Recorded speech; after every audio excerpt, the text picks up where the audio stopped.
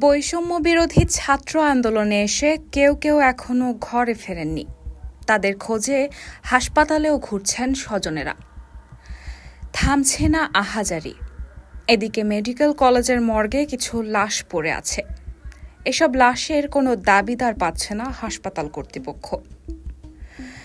লাশ খোঁজা ও লাশ পড়ে থাকার এই চিত্র পাওয়া গেছে রাজধানীর শহীদ সোহরাওয়ার্দী মেডিকেল কলেজ হাসপাতালে।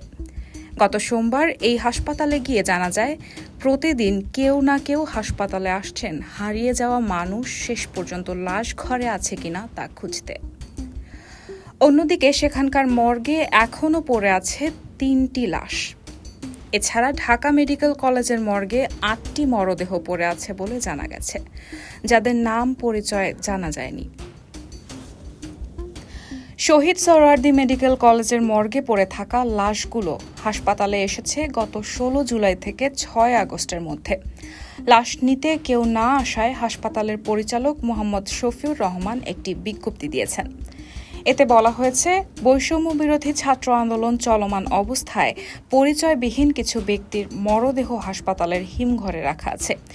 এসব মরদেহের কোনো পরিচয়, ঠিকানা বা দাবিদার পাওয়া যায়নি। এমনকি পুলিশ প্রশাসনের পক্ষ থেকেও কোনো সহযোগিতা পায়নি হাসপাতাল কর্তৃপক্ষ। বিজ্ঞপ্তির শেষ অংশে বলা হয়েছে, সৎকারের প্রয়োজনে ওই বেওয়ারিশ মরদেহ গ্রহণে আগ্রহী ব্যক্তি, প্রতিষ্ঠান বা সংস্থাকে স্বাগত জানাচ্ছে হাসপাতাল কর্তৃপক্ষ। রায়হানা মুন, সবার কথা।